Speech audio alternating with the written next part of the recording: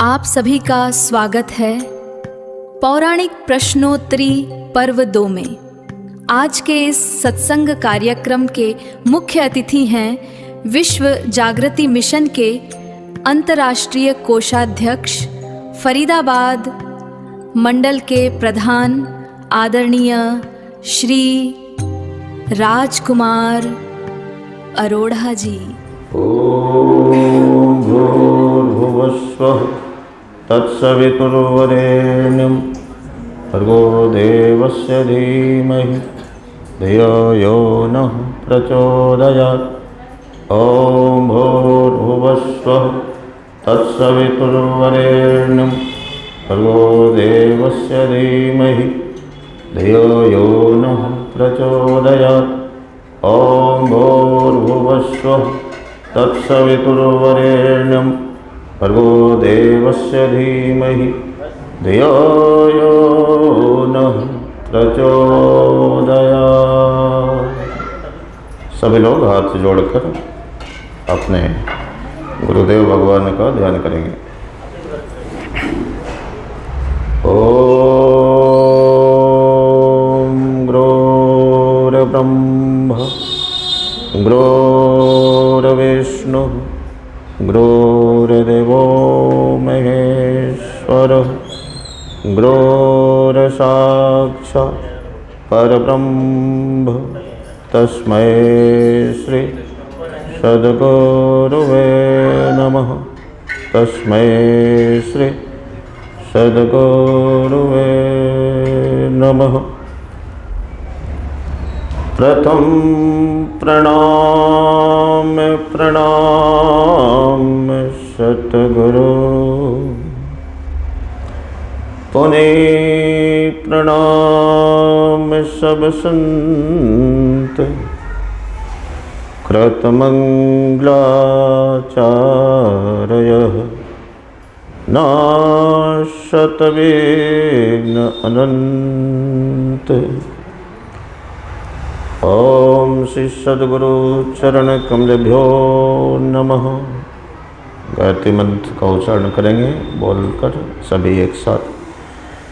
ओम भूर्भुवस्वः तत्सवितुर्वरेण्यं भर्गो देवस्य धीमहि धियो यो नः प्रचोदयात्। ओम भूर्भुवस्वः तत्सवितुर्वरेण्यं भर्गो देवस्य धीमहि धियो यो नः प्रचोदयात्। ओम भूर्भुवस्वः तत्सवितुर्वरेण्यं भर्गो देवस्य धीमहि धियो यो नः प्रचोदयात्।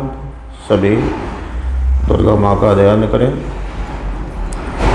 ओम या देवी सर्वभूतेषु मातृरूपेण संस्थितः नमस्तस्यै नमस्तस्यै नमस्तस्यै नमो नमः।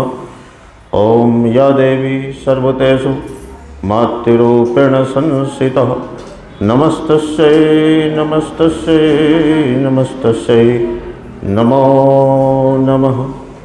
ओम या देवी सर्वभूतेषु मातृरूपेण संस्थितः नमस्तस्यै नमस्तस्यै नमस्तस्यै नमो नमः। ओम या देवी सर्वभूतेषु मातृरूपेण संस्थितः नमस्तस्यै नमस्तस्यै नमस्तस्यै नमो नमः। ओम या देवी सर्वभूतेषु मातृरूपेण संस्थितः नमस्तस्यै नमस्तस्यै नमस्तस्यै नमो नमः।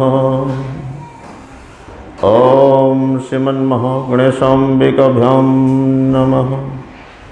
ओम श्री लक्ष्मी नारायणाभ्यां नमः। ओम श्री महामहेश्वराभ्यां नमः। ओम श्री सचिप्रन्दाभ्यां नमः। ओम शिवाष्टमलोकदेवताभ्यो नमः।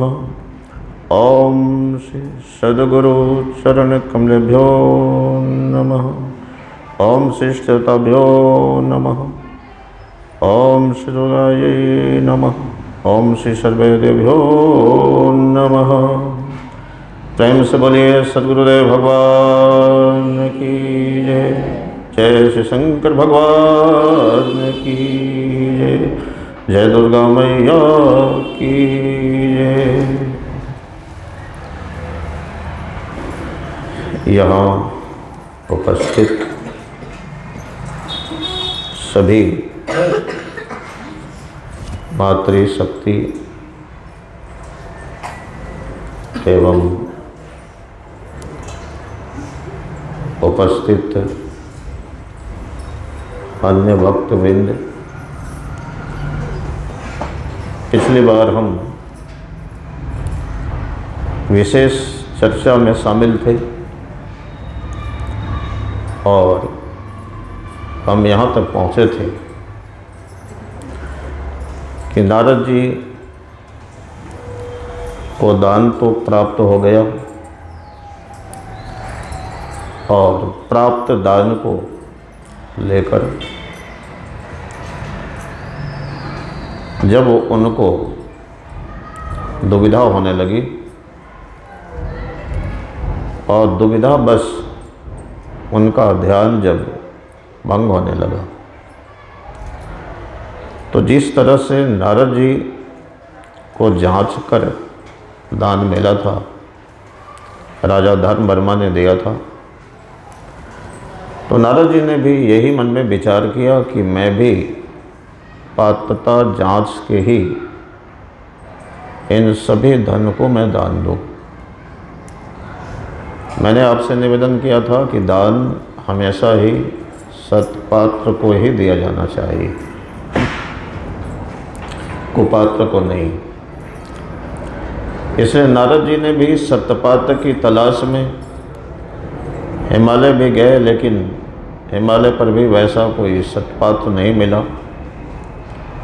अंततः नारद जी जब भ्रमण करते हुए क्लाप गांव पहुँचे, जहाँ पर उन्होंने देखा कि वहाँ पर कई हजार ऋषि तप कर रहे थे। तो जब वहाँ पहुंचकर नारद जी ने अपनी समस्या बताई, तो ऋषियों ने भी कहा कि नारद जी बहुत अच्छा खासा आप नाम जपते थे भगवान का, पता नहीं किस चक्कर में आप पड़ गए। ठीक है, आपको लगता है कि बाधक है, तो ध्यान रख लेना, भगवान की भक्ति से बढ़कर कुछ भी नहीं हो सकता। भगवान से बढ़कर कुछ नहीं हो सकता। इसलिए अगर जो चीज़ बाधक है भगवान के मार्ग में, उसे छोड़ देना चाहिए। अच्छी बात है कि आप छोड़ने के लिए प्रयत्नशील हैं। इसलिए जो है आप दान दे सकते हैं, लेकिन हम सभी में से जो सबसे मूर्ख लगता हो उसी को आप चुन लो और उसी की परीक्षा करके लगता है आपको कि सत्पात्र है तो दान दे दो। नारद जी सब पर निगाह दौड़ाते हैं और अंत में एक छोटा सा बालक था, उस पर उनकी निगाह गई। जैसे नारद जी ने उधर देखा और कुछ कहना चाहा, बालक को मन ही मन थोड़ा गुस्सा आया कि लगता है नारद जी हम ही को सबसे ज़्यादा मूर्ख समझते हैं। फिर भी उसने कहा कि नारद जी अगर आप मुझे मूर्ख समझते ही हो तो ठीक है, मेरी परीक्षा कर लो, देख लो अगर मैं सत्यपात्र हूँ तो नारद जी ने सत्यपात्रता की जांच के लिए जो प्रश्न किए थे उन्हीं पर हमारी चर्चा टिकी हुई थी या केंद्रित थी, जिसमें क्वेश्चन ए था, प्रश्न ए था कि वो कौन सा घर है जो 5 तत्वों से बना हुआ है। बालक हंसा, कहा कि ये कोई प्रश्न तो है ही नहीं, इतना आप सस्ता पूछते हैं, हल्का पूछते हैं। तो बालक ने चटपट जवाब दिया कि वो 5 तत्वों से बना हुआ घर कोई और नहीं है, आपका शरीर है, जो क्षिति जल गगन पावक समीरा इन 5 तत्वों से बना है। और जिन सभी 5 तत्वों से बना है, शरीर के अवसान के बाद फिर उन्हीं में मिल भी जाना है। नारद जी प्रसन्न हुए कि बालक देखने में छोटा है लेकिन ज्ञानी है, नारद जी ने अगला प्रश्न किया कि अच्छा ये भी बताओ कि 52 मातृकाएँ कौन कौन से हैं। बालक ने कहा ये भी बहुत सस्ता है, ये जो आप स्वर वाला आ ई जहाँ तक जाना है चले जाओ, 52 मिल जाएंगे, अगला सवाल करो। नारद जी बड़ा प्रसन्न हुए, बोले और थोड़ा गंभीर पूछता हूँ। तो नारद जी ने गंभीर प्रश्न पूछा था कि आखिर वो कौन सी एक स्त्री है जिसके अनेक रूप हैं और कभी कभी वो एक रूप में भी आ जाती है। उस समय बालक सुत अनु ने जवाब दिया था कि वो स्त्री कोई और नहीं है, इंसान की अक्ल है, बुद्धि है, वो अनेक रूपों में रहती है। नारद जी ने पूछा कि समझाओ कैसे। बालक ने कहा कि जब वो शराबियों के बीच में रहने लगेगा तो व्यक्तियों के गुण उसकी तरफ जाने लगते हैं, शराबी भी बनने लगता है। उसकी अकल या वो व्यक्ति अगर नशेड़ियों के बीच में जाएगा तो धीरे धीरे उसका भी प्रभाव पड़ने लगता है। जल्लादों के बीच में बैठना शुरू करे तो उसी तरह की बातें आने शुरू हो जाती हैं, कठोरता आनी शुरू हो जाती है। यही अक्ल है जो एक ऐसी स्त्री के रूप में है जिसके रूप अनेक हैं। तो नारद जी ने पूछा क्या इसका एक रूप हो सकता है।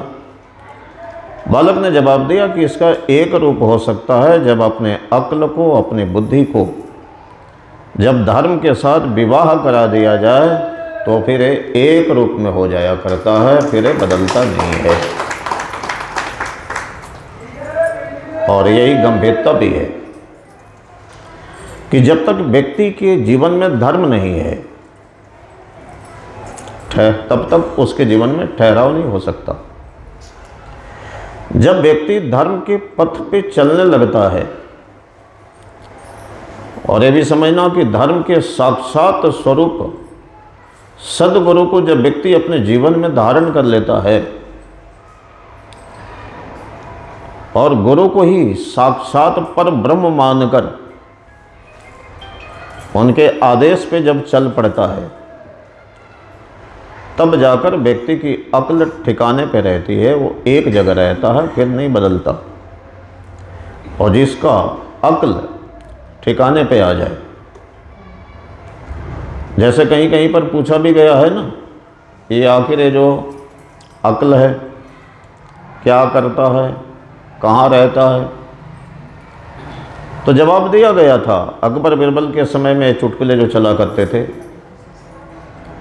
कि ये जो अक्ल है, बाकी सभी दरबारियों से पहले पूछा गया था तो सबने कहा कि ये जो अक्ल है दिमाग में रहता है। बिरबल चुप था, राजा ने देखा, पूछा कि सबने जवाब दिया, तुम क्यों नहीं कहते। तो बिरबल ने कहा कि ये सवाल का जवाब सही भी है, गलत भी है। कैसे? तो इस तरह से है कि जब किसी व्यक्ति से कुछ त्रुटि या गलती हो जाती है तो लोग कहते हैं कि तुम्हारी उस समय अक्ल घास चरने गई थी क्या। तो उस समय भी तो दिमाग में था। राजा का माथा ठनका, बोला सही जवाब क्या होगा। तो बिरबल ने कहा कि ध्यान रख लेना, अक्ल शांत दिमाग में ठहरता है। मतलब जब व्यक्ति का मन शांत हो, दिमाग ठंडा हो, तब अक्ल उसका सही सही काम करता है। अन्यथा व्यक्ति का अक्ल ठिकाने पे नहीं होता और उसके निर्णय अक्सर गलत हुआ करते हैं। इसलिए फिर जब इसके संबंध में प्रश्न पूछा गया कि आखिर अक्ल जब ठिकाने पे होगा, शांत दिमाग में होगा, तो अक्ल करता क्या है। तो जवाब दिया गया था कि अक्ल जब ठिकाने पे हो, शांत दिमाग में हो, तो ध्यान रख लेना ये गम को खा जाता है। आपके जीवन में गम की रेखाएं होंगी, अशांति होगी, और आपके अक्ल ठिकाने पे होगे अगर होगा तो ध्यान रख लेना, सही तरह से अक्ल ठिकाने पे होने पर फिर आपकी अक्ल काम करने लगेगी और आप अपने आप को समझाकर संतुलित करके ठीक से खड़े कर पाओगे। आप भटकोगे नहीं, बिखरोगे नहीं। तो यही प्रश्न था कि आखिर वो कौन सी स्त्री है जिसके रूप अनेक हैं। तो क्या कहा गया कि वो स्त्री कोई और नहीं है, वो स्त्री कौन सी है? अक्ल है, जिसके रूप अनेक हैं।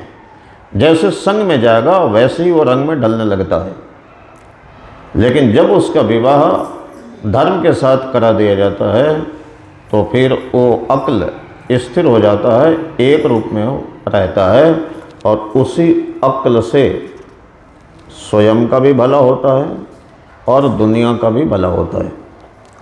ये सारे प्रश्नों पर मैं जा चुका था और भी आगे प्रश्न थे कि लक्ष्मी कहाँ नहीं टिकती हैं। नारद जी ने जब प्रश्न किया था सुतनु से, तो बालक ने कहा था कि लक्ष्मी वहाँ नहीं टिकती हैं जहाँ जिस घर में नारी का अपमान हो, बेवजह नारी को कोने में छिपकर घुटकर आंसू बहाना पड़ता हो, तो उस घर की समृद्धि या लक्ष्मी आंसुओं के साथ बह जाती हैं।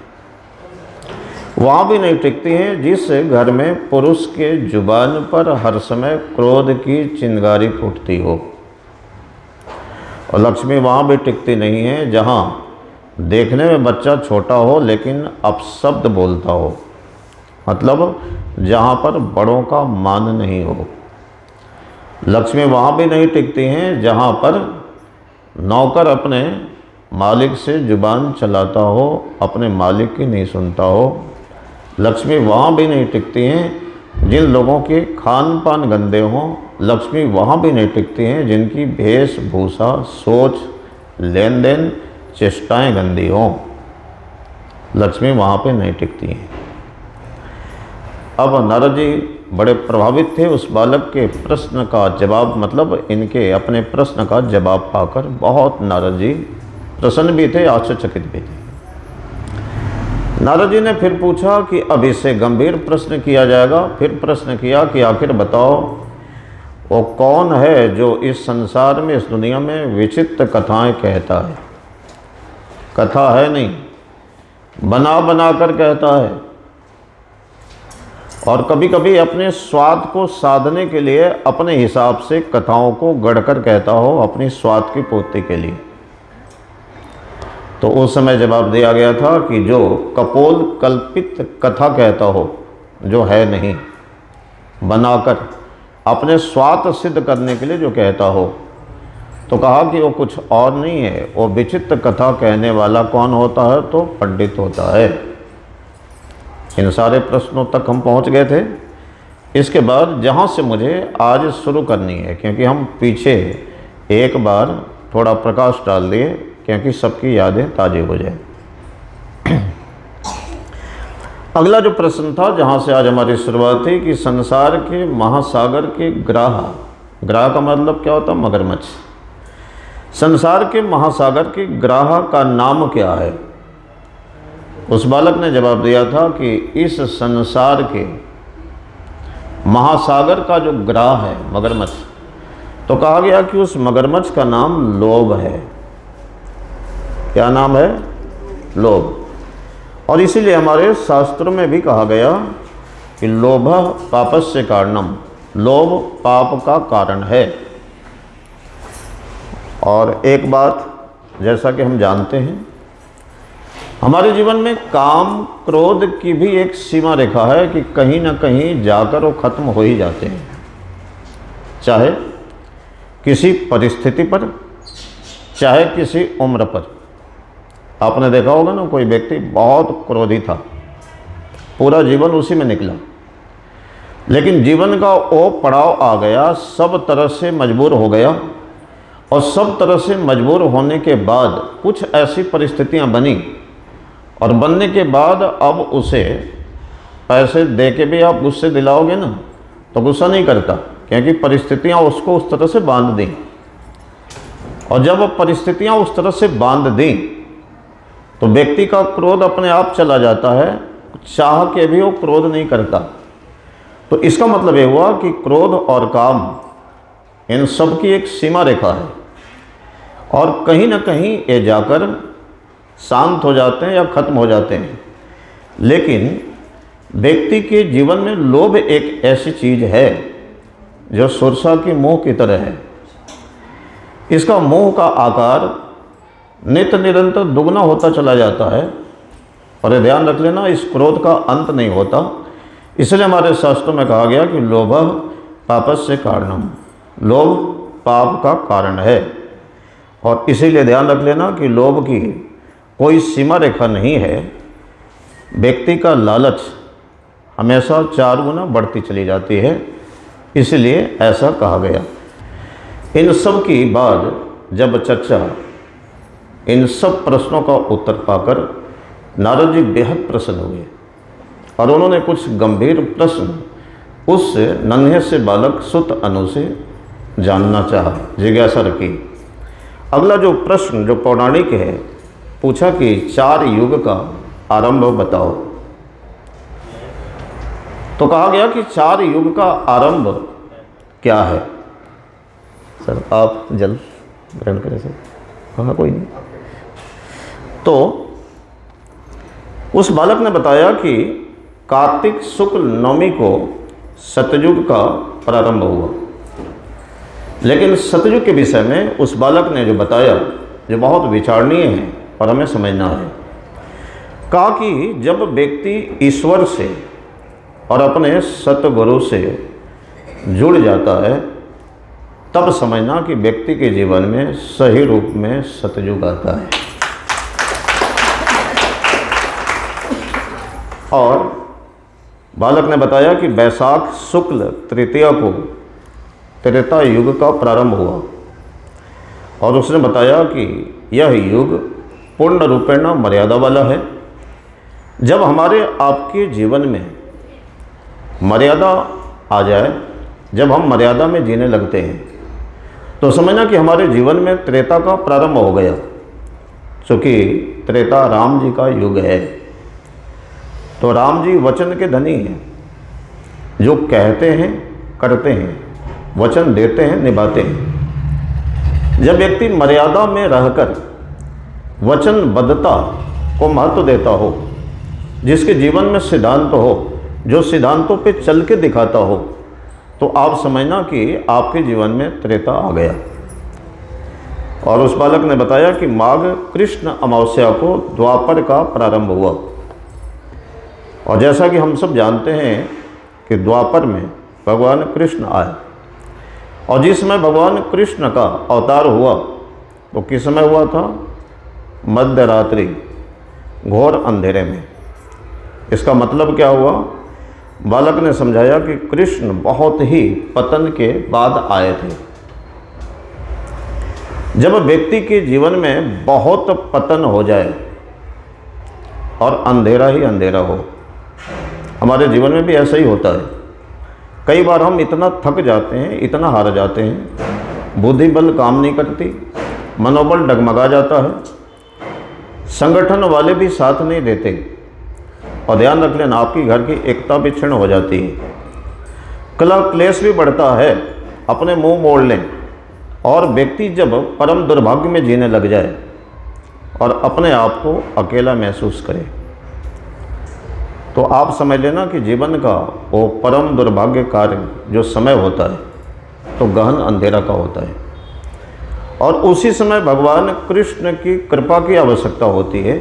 बालक सुतनु ने समझाया कि चूँकि कृष्ण बहुत ही पतन के बाद पधारे थे, उनका अवतरण हुआ था, लेकिन जब आए तो 16 कलाओं से पूर्ण थे, लेकिन गीता का ज्ञान प्रकट किया। जब व्यक्ति के जीवन में ज्ञान उतर जाए, व्यक्ति ये माने कि अभी तक जो भी हुआ वो अंधेरा का पक्ष था, लेकिन जैसे हर महीने के 2 पक्ष होते हैं, कृष्ण पक्ष शुक्ल पक्ष, जो बीत गई सो बात गई, लेकिन अब पुराने ढरे पे नहीं। व्यक्ति प्रायश्चित करे, आंख में आंसू ले, और जब स्वयं से जब वायदा करे कि अब जो भी हमारा जीवन है अब हम नए ढंग से जिएंगे, तो जब व्यक्ति मन में संकल्प के साथ जगता है, तो बालक सुत ने कहा कि समझना कि यही समय व्यक्ति के जीवन में द्वापर के प्रगटीकरण का है। फिर उसने बताया कि भाद्रपद, जो भाद्रपद है उसके लिए आप कहते हैं ना कि ये महीना शुभ नहीं होता। नक्षत्रों में भी कहा जाता है कि भद्रा लगा हुआ है, इस समय काम नहीं करना। तो कहा गया कि भाद्रपद के त्रयोदशी के दिन कलयुग का आगमन हुआ। लेकिन उस बालक ने समझाया जो हमें जानना है, कहा कि जब हम बड़ों से, अपने संत से और अपने गुरु से विमुख हो जाएं, और इसको हम जरा सा प्रैक्टिकली व्यवहारिक तौर पे भी समझने का प्रयास करें। आज के हम जिस युग में जहाँ पे जी रहे हैं, एक बहुत अच्छे कवि ने अपने कविता को प्रस्तुतिकरण में जब एक पंक्ति दी थी कि जी रहे हैं लोग कैसे आज के वातावरण में, दिन डूबता है नींद में, रात कटती है जागरण में। तो जी रहे हैं लोग आज के कैसे वातावरण में। हमारी सोच और हमारी जो व्यवहार है, क्रिया है, किस तरफ जा रही है। तो लगातार हम पतन की ओर। और एक बात ये भी आप समझिए, व्यक्ति बनता है विचारों से। जब व्यक्ति के जीवन में वैचारिक पतन आ जाए तो उसके व्यवहार में परिवर्तन होने लगता है। और जब व्यवहार में परिवर्तन होने लगेगा तो आप क्या कहेंगे, विचारों में मिलावट थी इसलिए उसके व्यवहार में गिरावट आ गई। मिलावट से गिरावट आई। तो जब व्यक्ति का विचार दूषित होने लगे, व्यक्ति के जीवन में जब गलत संग का रंग चढ़ने लगे और व्यवहार में झलकने लगे तो ये पतन का कारण बनता है। उस बालक ने समझाया कि जब हम बड़ों के छाया में नहीं रहते, संतों के आशीर्वाद में नहीं पलते, और जब हम गुरु के आश्रय में नहीं होते। और एक बात ध्यान रखिए, 3 चीज़ें बड़ी महत्वपूर्ण हमारे जीवन में, अनुकरण, अनुचरण, अनुसरण। किनका? अपने बड़ों का, संतों का, सद्गुरुओं का। अनुकरण का मतलब उनके पीछे पीछे चलना, और अनुचरण पीछे पीछे चलना। अनुकरण जो कर रहे हैं उनके ही तरह भी हम कार्यों को देखते हुए, जैसे कहा गया कह पंथा हमारे शास्त्र में, तो कहा गया ना कि महाजनों जैन गतः सपंथा। रास्ता क्या है? तो कहा गया कि बड़े लोग जिस रास्ते से गए हैं उसी रास्ते को अगर हम पकड़ लें, उसी तरह से चलें तो यही रास्ता है और इसी में कल्याण है। बालक ने कहा कि जब हम बड़ों से, संत से, ज्ञानी से, गुरु से जब विमुख हो जाते हैं तो समझना कि हम कलयुग में खड़े हो जाते हैं। और कलयुग में खड़े होने का मतलब अशांति, कलयुग में खड़े होने का मतलब दुख, कलयुग में खड़े होने का मतलब असदा, और कलयुग में खड़े होने का मतलब अधोगति। जब ये सब स्थितियां आकर जब हमको जकड़ लेती हैं तो हम मन से भी अशांत होते हैं। मन से अशांत होंगे तो घर में अशांति होगी, क्योंकि विचार से विचार, व्यक्ति से व्यक्ति टकराता है, उसके विचार टकराते हैं। फिर समाज में भी अशांति फैलती है तो समाज भी उथल पुथल होता है। बालक ने समझाया कि कलयुग उन लोगों के साथ लगा रहता है जो बड़ों का मान नहीं करते, संतों का आश्रय नहीं लेते, जो गुरु से विमुख होकर रहते हैं। और उसने समझाया कि जो हमेशा उदास रहते हो। शायर की पंक्ति है ना कि गम सके बे मुस्कुराओ इस दुनिया में, बुरे दिलों की यहाँ गुजर नहीं होती, जीने के लिए हंसना भी जरूरी है क्योंकि ज़िंदगी रोकर बसर नहीं होती। और एक बात भी मानी गई है कि अगर हम आत्म तत्व को समझें तो हम क्या कहते हैं, भगवान को इसी तत्व से जोड़कर सच्चिदानंद, सत चित आनंद। अगर वो नित्य निरंतर आनंदित है तो हम भी आत्म तत्व यानी वो परमात्मा तत्व है, परमात्मा है, हम आत्मा हैं। अगर हम उसके अंश हैं तो हमें भी प्रसन्न रहना चाहिए या नहीं? ये कब होगा? जब हम उस बृहद स्रोत से अपने आप को जोड़ते हैं तो उसकी आनंद हमारे अंदर भी उतरता है, तब जाकर हम आनंदित होते हैं। कैसे उतरता है? ध्यान के माध्यम से। तो समझाया गया कि जब हम उदास रहने लग जाएं, ये आदत बन जाए, जब हम निंदा में लग जाएं, किसी को हम छोटा दिखाने में लग जाएं, तो कहा गया कि इस स्थिति में एक हमारे अंदर जो आग पलती है, फैलती है, उसका नाम है बैर, और व्यक्ति बैर में जीता है। और इसको आप ऐसे समझिए, बैर को आप बेर कह लें। बेर देखें ना, उसका कांटा जो है ना चुभता कम है, फाड़ता ज़्यादा है, थोड़ा सा आगे से हुक की तरह मुड़ा हुआ होता है। क्या करता है? चुभेगा कम, फाड़ेगा ज़्यादा। जब हम किसी व्यक्ति के लिए अपने अंदर बैर पाल लेते हैं, ईर्ष्या द्वेष पाल लेते हैं, और उसी में जब जीने लगते हैं तो वो बात चुभेगी कम, लेकिन ध्यान रख लेना अपने मन को ही ज़्यादा फाड़ता है। और जब आपकी भाषा दूषित होने लगेगी तो फिर दूसरे के भी मन को छत बिछत करने के लिए बैर के शब्द भी काफ़ी होते हैं। तो कहा गया कि इस स्थिति में व्यक्ति कलयुग में जी रहा होता है। फिर कहा कि जो इन सभी दोषों से बच जाए, तो समझ लेना कि युग कोई भी हो, उसके जीवन में सतयुग का प्रारंभ हो जाता है, वो सतयुग में जीने लगता है। और उस बालक ने कहा कि नारद जी एक बात ध्यान रख लेना, ये जो चारों युग है ना, ये अपने अंदर अनुभव करने के लिए होते हैं। नारद ने पूछा कैसे? उस बालक ने जब बताया, कहा, और यही बात एक जगह पर और कहा गया जहाँ पर देवताओं के राजा इंद्र ने रोहित को उपदेश दिया है। क्या समझाया? कहा गया कि जब हम आलस्य में, कर्तव्य विमूढ़ता में, निद्रा में, बैर में, उदासी में जब जी रहे होते हैं तो समझ लेना कि हम कलयुग में हैं, चाहे युग कोई भी हो।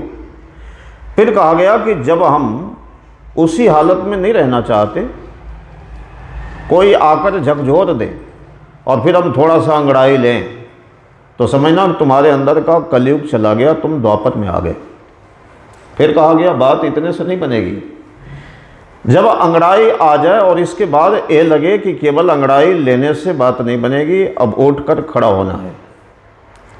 और जब हम उठकर खड़े हो जाते हैं तो समझ लेना कि युग बदल गया और तुम त्रेता में खड़े हो गए राम जी की तरह धनुष बाण लेकर। और फिर क्या कहा? जब तुम खड़े हो गए, और इसको ऐसे भी हम समझ सकते हैं, जैसे महिलाओं के लिए 16 श्रृंगार का वर्णन है ना, उसमें एक चीज़ कमर कस भी कही जाती है। और पुरुषों में भी जब कोई भी मंगल कार्य किए जाते हैं तो क्या कहा जाता? धोती पहनना, कमर कसना, या पैजामा जो उसका जो नाड़ा फीता कसा जाता है ना, तो दो चीज़ शुभ मानी जाती है। मतलब कमर कस लेना, मतलब संकल्प का पक्का होना।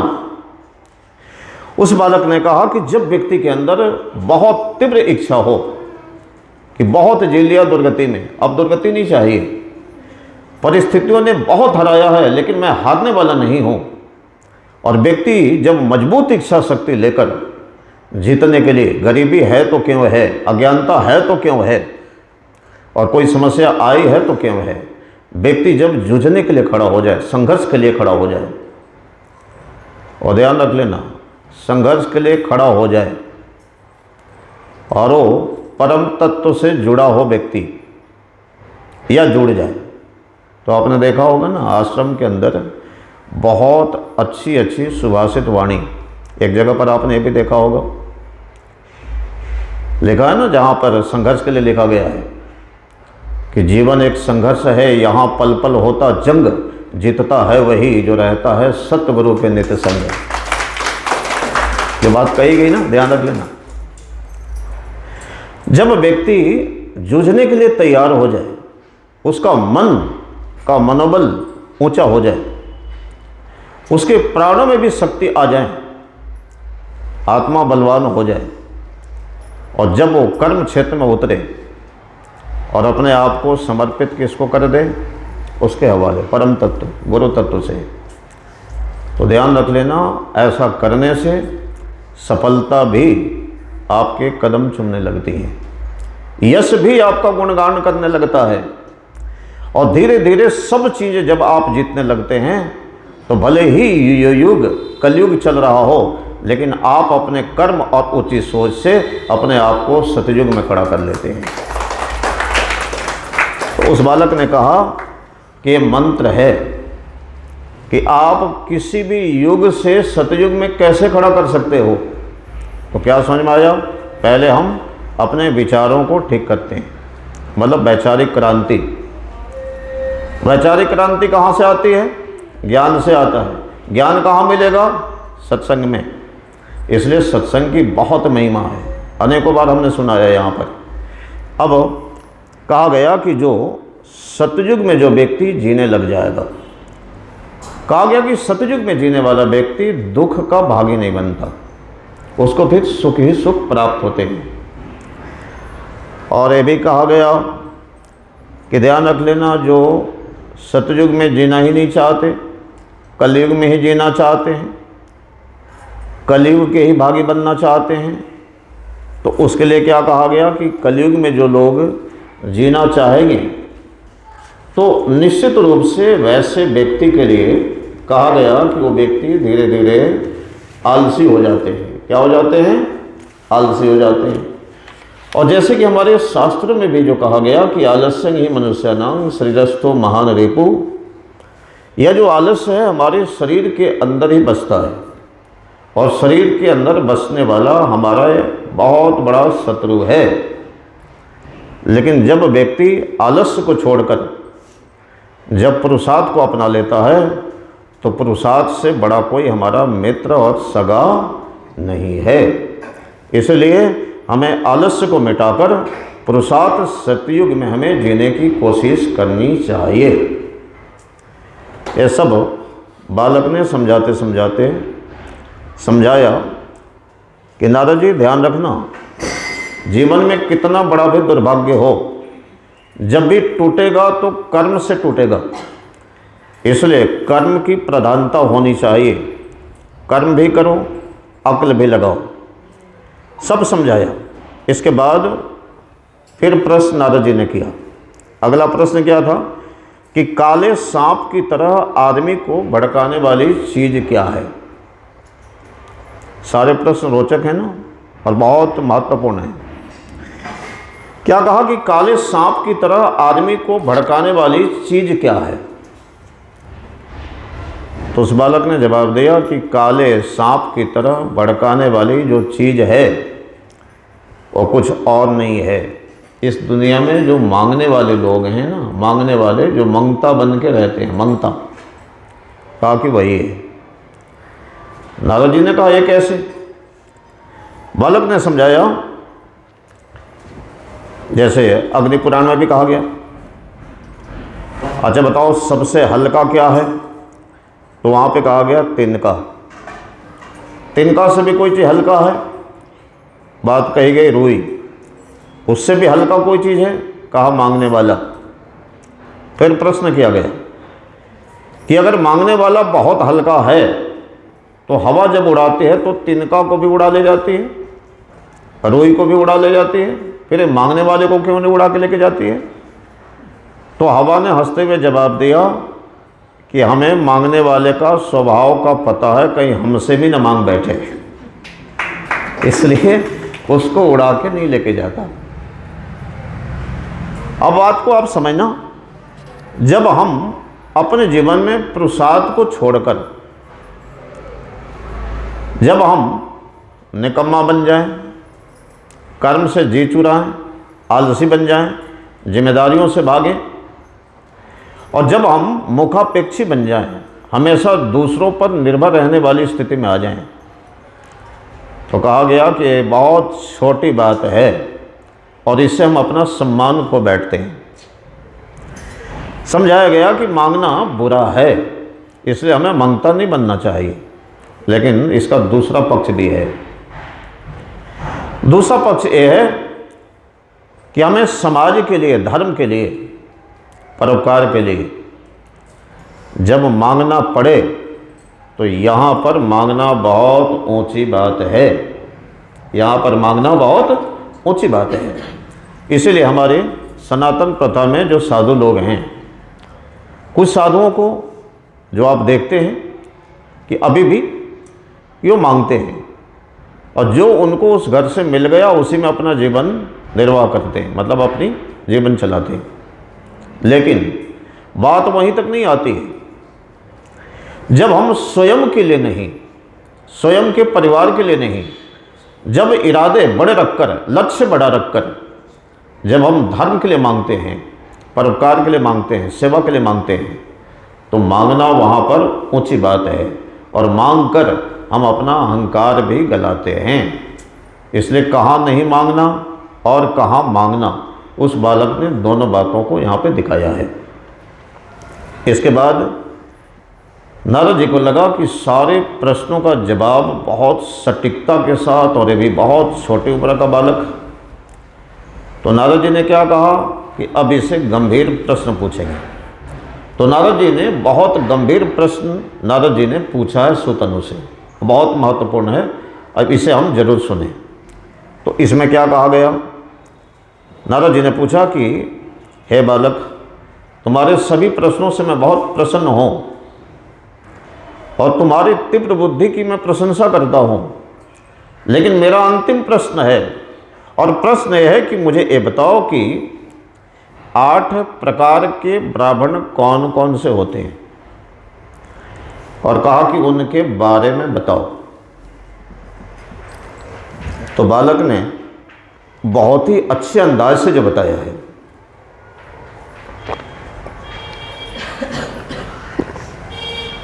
बालक ने कहा कि जो 8 प्रकार के ब्राह्मण हैं,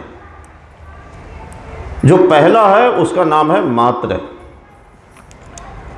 मात्र का मतलब होता है कि केवल ब्राह्मण कुल में जन्म लिया, लेकिन उसके कर्म ब्राह्मण जैसे नहीं हैं। तो कहा कि पहले ब्राह्मण का प्रकार है जिसे हम मात्र कहेंगे।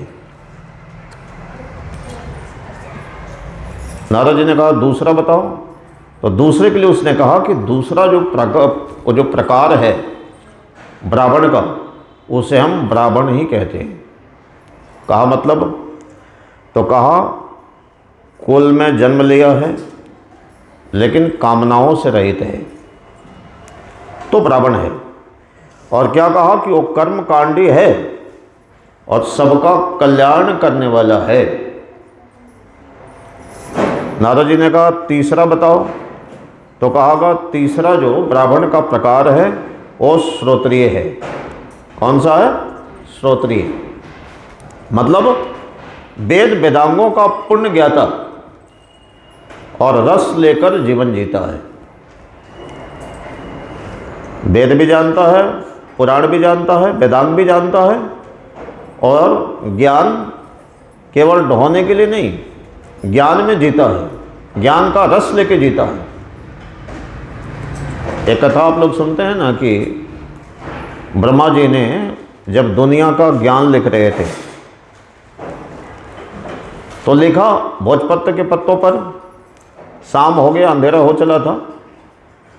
तो जैसे अंधेरा हो चला था तो ब्रह्मा जी ने वैसे भोजपत्र के पत्ते को छोड़कर और वहाँ से चले जाते हैं। जब उन्होंने सुबह आया तो देखा कि ज्ञान जितना लिखा था एक भी नहीं था, भोजपत्र के पत्ते। उन्होंने कहा कि आखिर ये गया कहाँ? तो आसपास देखा कि यहाँ कोई तो है नहीं। तो जो गधमराज, अब उन्हें क्या बोलते हैं, गधा बोलते हैं ना, गधा, तो वही घूम रहे थे। समझ में आ गया ब्रह्मा जी को कि इन्होंने ही चट कर गए। गुस्से में ब्रह्मा जी ने उसको पकड़ा हाथ से और इतने जोर से फेंका कि गधा सीधे धरती पर आकर पटकाया। और जैसे ही नीचे जब आ गया धरती पर, अपने बिरादरी वाले को बुलाया और उसने कहा कि पूरी दुनिया का ज्ञान मैंने चर लिया है, वो सारे मेरे पेट में, आ जाओ सब मेरे पीछे पीछे चलो। तो कहते हैं कि उसके बिरादरी वालों ने उसको नकार दी और क्या कहा सब हंसे और कहे कि ध्यान रख लेना, ज्ञान चरने की चीज़ नहीं है, ज्ञान व्यवहार में अमल करने की चीज़ है। रावण बहुत ज्ञानी था, उसके अंदर अथाह ज्ञान था, लेकिन ज्ञान व्यवहार में नहीं उतर पाया, इसलिए उसके विनाश का कारण बने। कहा गया कि श्रोत्रिय कौन है, तो कहा गया जो वेद वेदांगों का पुण्य ज्ञाता हो और जो उसके पास ज्ञान हो, जो प्राप्त किया है, उस ज्ञान का रस लेकर जो जीवन के आनंद में जीता हो। फिर चौथा प्रकार क्या बताया? अनुचान। अनुचान का मतलब जो वेदों का ज्ञाता हो, तत्व ज्ञानी भी हो और वो विशुद्ध आत्मा हो, इसको कहा गया अनुचान। विशेषता क्या होगी? कहा कि वो जानता भी है और दूसरों को जनाता भी है, मतलब सीखता भी है, सिखाता भी है, और कहा कि वो रहस्य भी जानता है। नारद जी ने कहा पांचवा प्रकार बताओ, तो बालक ने कहा कि जो पांचवा प्रकार है वो व्रीण है। कहा कि वो श्रोत्रिय भी है, समझ सकता है सबकी मन की बात को, और उसके जीवन में नियम भी होते हैं। रोज यज्ञ करता है, सेवा भी करता है और यज्ञ में आहुति भी डालता है। नारद जी ने कहा इससे भी कोई श्रेष्ठ हो तो बताओ। कहा कि छठा जो है ऋषिकल्प। ऋषिकल्प का मतलब ज्ञाता भी है सभी तत्वों का, सभी ग्रंथों का, और अपने आपे में परिपूर्ण भी है, उसमें कहीं कोई त्रुटि नहीं है। विशेषता बताया कि वो पूर्ण रूप से संयमी होता है, जो आत्म कल्याण को महत्व देता है। नारद जी बहुत प्रसन्न हुए, बोले 6 तक जो जवाब मिला बहुत संतुष्टि वाला था। सातवां के लिए बताया कि जो सातवां जो प्रकार है वो ऋषि, जिसने बैठकर अपने अंदर ही आत्म साक्षात्कार किया हो, भगवान का साक्षात्कार किया हो, जो वैदिक ज्ञाता भी हो, साप भी दे सकता हो, लेकिन ध्यान रखना नारद जी कृपा भी कर सकता हो, सत्य का संग बनाकर जो लोगों को लगाए, सत्य के संग से जोड़े, मतलब जो सत्संग का महत्व भी देता हो, वह ऋषि कल्प कहलाता है। इसके बाद नारद जी ने कहा कि अगला प्रकार, बालक ने कहा कि अगला प्रकार और अधिक श्रेष्ठ है, ऋषि। मतलब जो साक्षात्कार भी किया हो, वैदिक ज्ञाता भी हो, साप भी दे सकता हो, कृपा भी कर सकता हो, सत्य का संग बनाकर लोगों को लगाए, आनंद भी पाए, लेकिन आनंद पाने के साथ आनंद सीमित न रखे, वो आनंद को बांटे भी, वह ऋषि कहलाता है। क्या कहलाता है? ऋषि कहलाता है। फिर कहा कि हे नारद, जो आठवां जो प्रकार है वो मुनि है। मुनि का मतलब जो मिट्टी सोना सबको एक बराबर समझता हो, जो मौन में बैठकर एकांत में रहता हो। लेकिन एक प्रसंग सुनाने का मतलब क्या है, समझना बात को। ब्राह्मण के प्रकार को 8 तो हमने जान लिया। ये सब बताने के बाद सुतनु ने कहा कि हे नारद, ध्यान रखना, इस दुनिया में अगर मुनि से भी कोई श्रेष्ठ है तो ऋषि ऊंचा होता है, क्योंकि आने वाले समय के लिए बहुत कुछ देकर जाता है। वह अपने कल्याण के साथ साथ दूसरों का भी कल्याण करता है। और बालक ने कहा कि हे नारद, ध्यान रखना, वही गुरु बनाने के योग्य भी है, वही गुरु बनाने के योग्य भी है, और वही पूजनियों में भी पूजनीय है। फिर बालक ने कहा कि जब ऐसा कोई ऋषि मिल जाए तो फिर गुरु बनाने में देर नहीं करना चाहिए और अपने जीवन के मार्ग को स्वयं से धन्य करने के लिए गुरु चरणों में अर्पित कर देना चाहिए। जब कोई व्यक्ति ऐसे सद्गुरु को पा जाए और अपने जीवन को गुरु के चरणों में समर्पित कर दे, तो बालक ने समझाया कि वो अपने आपे में पूर्ण हैं, तो ध्यान रख लेना, पुण्य हमेशा ही अपने शरण में आए हुए को पूर्ण ही कर देता है, फिर तुम अपूर्ण नहीं रह जाओगे। और ध्यान रख लेना, बहुत गर्व के साथ मैं भी कहता हूँ, और जैसे मैं गर्व करता हूँ ना, आपको भी करना चाहिए। हम लोग बहुत सौभाग्यशाली हैं कि हम सब ऐसे महान ऋषि तपस्वी सद्गुरु के शिष्य हैं, और हमें बार बार गर्व करना चाहिए। और मैंने देखा है, अनेकों बार मैंने अनुभव किया है, सबके जीवन में अपने अपने अनुभव होते हैं, होने भी चाहिए। हालांकि उस चर्चा में जाऊं तो समय ज़्यादा हो जाए, और हमारे शास्त्र में भी यह समझाया गया, जहाँ पर प्रश्नोत्तरी में कहा गया कि इस दुनिया में सबसे बड़ा क्या है, तो जवाब दिया गया कि इस दुनिया में सबसे बड़ी पृथ्वी हो सकती है।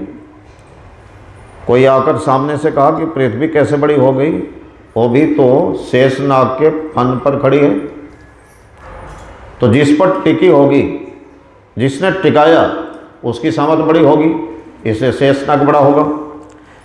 फिर किसी ने आया और कहा कि शेषनाग भी बड़ा कैसे हो सकता है, जिस शेषनाग को अपनी कला से जो अपने गले में धारण किए हुए हों, वो कौन है? भगवान शिव जी। तो भगवान शिव जी बड़े हुए। फिर कोई आया, कहा कि भगवान शिव जी बड़े हैं, मान तो लिया, लेकिन उसका भी पूरा भार जिस कैलाश ने वहन किया हुआ हो, तो लोगों ने कहा कि अच्छा कैलाश बड़ा हो गया। फिर कोई आया, कहा कि ऐसे ऐसे पहाड़ को, कैलाश को, पहाड़ को हनुमान जी तो छोटी उंगली पे ऐसे रख लेते हैं, तो लोगों ने कहा इसमें क्या शक है, महावीर बजरंगबली महाराज की जय कहते हैं ना हम लोग। फिर किसी ने कहा कि अच्छा ठीक है, हनुमान जी अगर बड़े हैं तो फिर राम जी की जय क्यों बोलते हैं? तो लोगों ने कहा कि मर्यादा पुरुषोत्तम राम जी की जय। लोगों ने कहा ठीक है, राम जी भगवान हैं, विष्णु के अवतार हैं, जरूर बड़े हैं। फिर किसी ने कहा, बोला ऐसे राम जी भी तो वशिष्ठ के चरणों में ही लौटकर अपना उद्धार प्राप्त किए। तो क्या पता लगा कि अगर अवतार भी इस धरती पर आता है तो बिना गुरु के शरण में गए हुए अवतार का भी उद्धार नहीं होता है, गुरु के शरण में जाना ही पड़ता है। एक थोड़ी सी मैं भेद की बात मैं आपको थोड़ा समझाने के लिए बता दूं, व्याख्या ज़्यादा नहीं करना आज। थोड़ा सा हम लोग कभी कभी परखने में गलती करते हैं। मतलब कहा गया ना कि पानी पियो छान कर और गुड़ बनाओ जानकर, ऐसा भी होता है। यहाँ पर मैं कहना चाहता हूँ, मैं भी स्तुति करता हूँ तो कहता हूँ ना कि प्रथम प्रणाम प्रणाम सतगुरु, पुनि प्रणाम सब संत, कृत मंगलाचार्य नाशत विघ्न अनंत। पहला प्रणाम किसको? सतगुरु को। लेकिन पुनि प्रणाम सब संत, लेकिन दूसरा प्रणाम किसका? संतों को। और एक कहा भी गया है कि अगर भगवान की वाणी सुनना हो तो आप संतों की मुखार बिंद से जो वाणी सुनते हैं भगवान की वाणी है। भगवान अगर कुछ कहना चाहता है तो संतों के माध्यम से कहता है, यह सब सही है। और ये भी कहा गया कि अगर आप परमात्मा का रूप देखना चाहता हो तो आप संत का दर्शन कर लो, सब कुछ कहा गया। फिर आप कहेंगे कि संत और गुरु में कोई भेद हो सकता है, अब मैं आपको ऐसे बता देता हूँ। जैसे जब हम अपनी यात्रा पे होते हैं अपने आप को तराशने के लिए, तो अभी यात्रा पे हैं, चल पड़े हैं, तो इसको आप क्या कहते हैं? साधक। लेकिन जब आप चलते चलते तर जाते हैं तो आप कहते हैं सिद्ध। लेकिन जब आप तर कर दूसरों को तारते हैं उसे कहते हैं संत। और ऐसे ऐसे जो संतों को बनाता हो उसी को कहते हैं सद्गुरु। अब यहां पर एक भेद और मैं समझा देता हूं। जो संतों को बनाता हो सद्गुरु है, इसलिए सद्गुरु ही सर्वोपरि है। गुरु गीता पर जब मैंने 24 दिन प्रवचन दिए थे, आप सब शायद इसमें से कई लोग साक्षी होंगे, उसमें बहुत सारे उदाहरण मैंने दिए थे। फिर भी संक्षेप में मैं ये कहना चाहूँगा, एक कसौटी कस के आप देख लेना, मतलब सभी, मतलब आप ऐसे कहो सभी गुरु, तो गुरु पद पर पहुंचना बहुत कम लोग ही पहुंच पाते हैं। किसी समय में भी मैंने समझाया था सत्संग में, चले थे 10 करोड़, पहुंचा कोई 1। अगर ऐसा न होता तो रामचरितमानस में ऐसा क्यों कहा जाता कि कोटिन कोटिन सम कोई जग एक माही, चले करोड़ों करोड़, पहुंचा कोई 1। आसान तो नहीं होता, लेकिन इस विषय पे भी फिर कभी चर्चा होगी। लेकिन समझाना चाहता हूँ, ध्यान रख लेना, सभी गुरु संत होते हैं, हो सकते हैं नहीं, सभी गुरु संत होते हैं, लेकिन सभी संत गुरु नहीं हो सकते, यही परिभाषा है। सभी गुरु संत जरूर होते हैं, मगर सारे संत कभी सद्गुरु नहीं हो सकते, कुछ ही हो पाते हैं। लेकिन जो सद्गुरु हैं, समर्थ गुरु हैं, आप पूछेंगे समर्थ गुरु की पहचान क्या है? एक कथा आती है जिसमें वो राजा दिलीप और राजकुमारी दली की कहानी बताई गई है। राजा दिलीप जंगल में शिकार के लिए गए हुए हैं और वहाँ पर रास्ता भटक जाते हैं और वहीं पर राजकुमारी दली मिली है और उन्होंने ललाट देखकर आग्रह की, महाराज मुझे किसी भी चीज़ का कोई प्रलोभन या कोई आसक्ति नहीं है, लेकिन मैं चाहती हूँ कि आपको पूरा मैं साथ दे सकूँ, अपने जीवन की जो सबसे जो बेस्ट है उसे लगाकर आपके जीवन को और अधिक समाज के लिए कुछ मिल सके, तो मैं आपकी सौभाग्नि बनना चाहती हूँ। राजा दिलीप ने इनकार किया, लेकिन बार बार जब वो आग्रह करने लगी और उद्देश्य ठीक जब समझा, तो कभी कभी समझौता करना पड़ता है, तो उन्होंने कहा ठीक है, मैंने वचन दे दिया। अब जैसे ही शिकार करने के बाद राजा दिलीप आते हैं, आने के बाद कुल गुरु वशिष्ठ के पास पहुंचते हैं। पहुंचने के बाद गुरु से जैसे उन्होंने अपनी बात बताई कि मैंने आज वचन दिया है, गुरु ने ऐसी आंखें बंद की, क्योंकि गुरु की दृष्टि आर पार की होती है। और गुरु जी ने कहा कि तुमने बहुत गलत किया। क्यों? क्योंकि जैसे ही शादी होंगे, फेरे लगेंगे, तो ये काल का चक्र है जिसे कोई बचता नहीं है। तो क्या होगा, जब साथ में फेरे लगाओगे साथ में, उसी समय तुम्हारी मौत लिखी है, इसलिए उसके साथ शादी तुम्हारे लिए फलीभूत नहीं होगी। अबे जो दिलीप जो थे ना, हंसे बहुत, कहा महाराज ये जो है ना काल बेकाल क्या होता मुझे नहीं पता, सब मैंने आपके चरणों में सौंप दिया, आप जानो आपका काम जाने। और गुरु जी के चरणों में गिर गया। गुरु जी ने देख लिया कि इसका विश्वास बहुत है, तो कुछ करना पड़ेगा। तो गुरु जी ने भी विश्वास देकर कह दिया, चलो देख लेंगे, जो होगा देख लेंगे। अब काल भी इंतजार कर रहा है, शादी की तैयारी होने लगी। अब जब शादी के लिए दोनों तरफ के पक्ष आ गए, तो लड़के की तरफ से पुरोहित कौन थे? गुरु वशिष्ठ। लड़की की तरफ से भी पुरोहित थे। शादी होने लगी, फेरे लगने लगे। जब फेरे लग रहे थे तो जैसे 6 फेरे कंप्लीट हुए, गुरु वशिष्ठ ने आवाज़ दिया जोर से, बस दिलीप रुक जाओ। दिलीप रुक गए। अब उधर जो लड़की पक्ष वाले थे सब हड़बड़ाए। उधर के पुरोहित ने कहा कि महाराज ये क्या करा रहे हो? तो गुरु वशिष्ठ ने विनम्रता से कहा कि ऐसा है कि हमारे लड़के के तरफ का जो रिवाज है वो यही है कि 6 फेरे ही साथ में हमारे यहाँ 6 ही लगते हैं। आपके यहाँ अगर 7 लगते हैं, 7 की रिवाज है, तो ये काम करो, आपका भी पूरा मेरा भी समान रह जाए।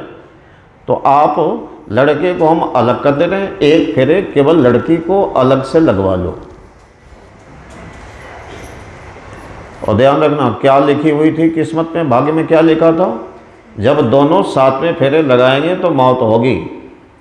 अब यहाँ पे मैं कहना चाहता हूँ जो गंभीरता वाली बात है, गुरु कौन होते हैं? गुरु के पास उक्ति होती है जो आपको बोल के बताते हैं, तो उनकी वाणी को भी हमें आसानी से और आसान नहीं समझना चाहिए। ध्यान रखना उनकी वाणी ही आदेश है, गुरु के कंठ में ही बैकुंठ बसते हैं।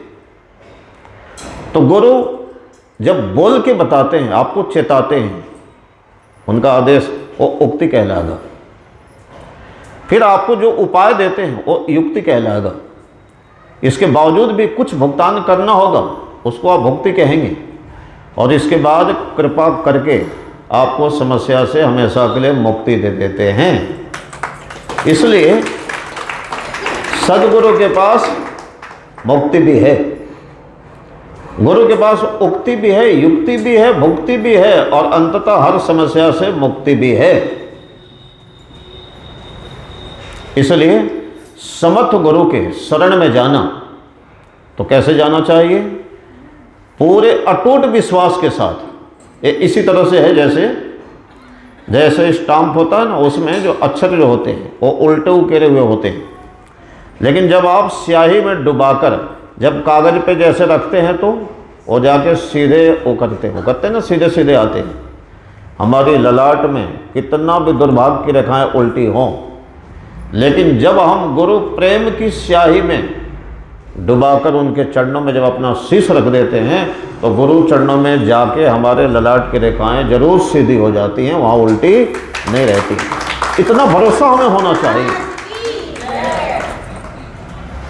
अब जो है राजा दिलीप का भरोसा देखकर गुरु ने कह दिया देख लेंगे जो होगा। अब वहाँ पर युक्ति क्या निकाला?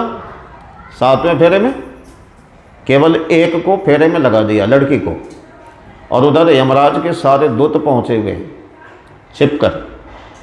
ये दोनों की मृत्यु होगी, दोनों की नहीं, राजा दिलीप की, और लेके जाएंगे। 7वां फेरा लगा ही नहीं। पहला मौका था जब यमराज के दूत खाली हाथ लौटे। जब खाली हाथ लौटे तो खाली हाथ लौट के देखते हुए यमराज बहुत गुस्से में हुआ। कहा कमबख्तों, ये क्या हुआ, अकेले कैसे आया, उसको लेके क्यों नहीं आए? तो कहा कि हुजूर वो मरा ही नहीं। अच्छा क्यों नहीं मरा? बोला उसका पुरोहित जो है ना बड़ा चालाक निकला। अच्छा क्या चालाक, कैसी चालाकी? बोला उसने हुजूर 7वां फेरा 7 में लगने ही नहीं दिया, और लिखा हुआ था ना कि 7वें फेरे में जब दोनों फेरे लगाएंगे तो मौत होगी।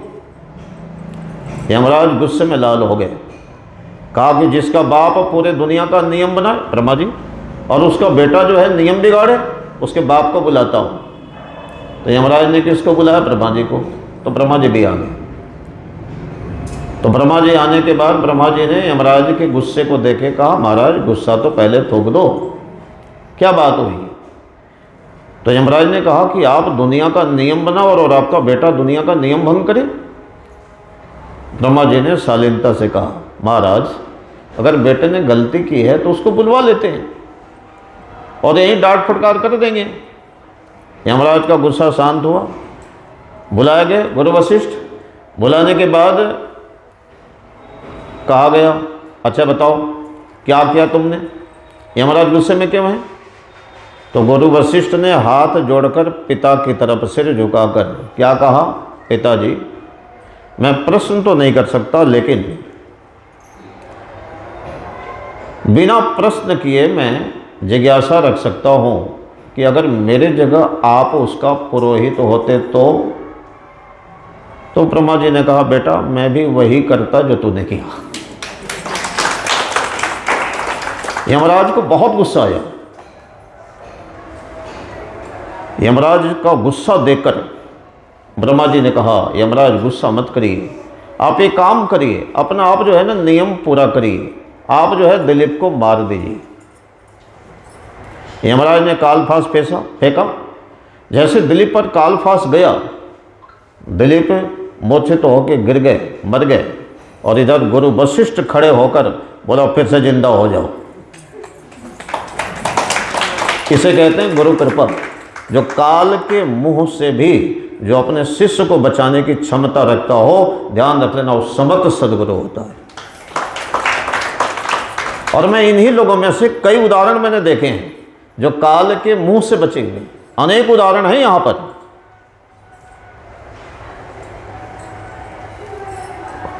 नाम गिनवाओ, जरूरत नहीं है, बहुत है, टाइम समय ज़्यादा हो जाएगा समय। गुरु जी की कृपा इतना हम लोगों ने देखा है, इतना देखा है कि जब हम लोगों ने देखा था, जब 19 साल का गूंगा जो ऊँ भी नहीं बोलता था और जब बोला तो दुनिया हैरान थी।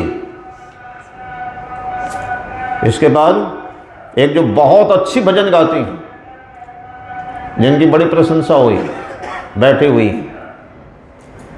जब डॉक्टर ने जवाब दे दिया और किस तरह से कृपा हुई और काल के गाल में से निकली, अनेकों उदाहरण हैं।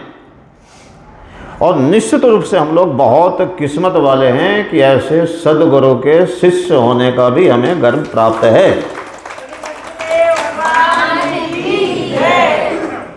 इसलिए मैं निवेदन करना चाहता हूं, ध्यान रखिए, समर्थ सदगुरु हमें काल के गाल से भी निकाल लेते हैं।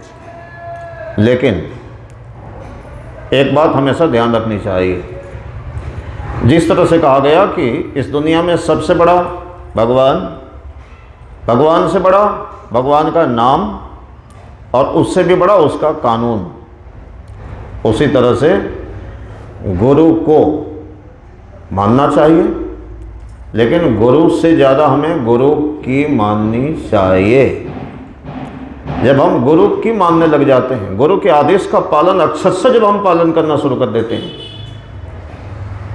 और कब कब किन किन रूपों में कृपाएं हुई, जब इसको जब हम नहीं बोलते और जब हम गुरु का वफादार शिष्य बन के जब हम खड़े रहते हैं, बने रहते हैं, तो गुरु की रहमत हमेशा बनी रहती है। गुरु की कृपा हमसे कभी भी अलग नहीं होती, गुरु की कृपा अंग संग बना रहता है। इसीलिए मैं अब अपने आप को विराम इसलिए दूंगा कि 2 शब्द हमें ज़रूर सुनने हैं, और अब हम चाहेंगे कि हम लोगों ने गुरु की रहमत, हमारे सदगुरु की रहमत इतनी बरसती रहती है, बरसती भी रहेगी। 2017 में हम लोगों का प्रोग्राम हुआ था और 2027 अगला वर्ष आ जाएगा, 10 साल पूरे होंगे। कोरोना भी था। अब इसके साथ साथ हमारा जो एरिया है, क्षेत्र है, ठीक है, उतना संपन्न नहीं है, मानता हूँ ये बाधा है, लेकिन धीरे धीरे रे मना, धीरे धीरे सब कुछ होए। माली सींचे 100 घड़ा, ऋतु आए फल देता है। तो किसी न किसी को भेज देता है ना, तो गुरुवर ने भी हम लोगों के लिए फरिश्ता बनाकर जिनको भेजा, आज हम सब उन महान विभूति का दर्शन कर रहे हैं। और अगर फरीदाबाद टीम हमारे साथ न होती, मैं हमेशा कहता हूँ, और जिस तरह से महाराज सिंह ने हमारे श्री अरोड़ा साहब को ढाल बनाकर हम लोगों के लिए महाराज से न भेजे होते, वो भी गुरु जी की विशेष कृपा थी ना। तो आइए अब हाथ जोड़कर विराम देंगे और आगे की कार्रवाई। सर्वे भवन्तु सुखिनः, सर्वे सन्तु निरामयाः, सर्वे भद्राणि पश्यन्तु, मा कश्चित् दुःखभाग् भवेत्। ओम शांति शांति शांति। ओम। प्रेम से बोलिए सद्गुरुदेव भगवान की जय। जय श्री शंकर भगवान की जय। जय दुर्गा मैया की जय।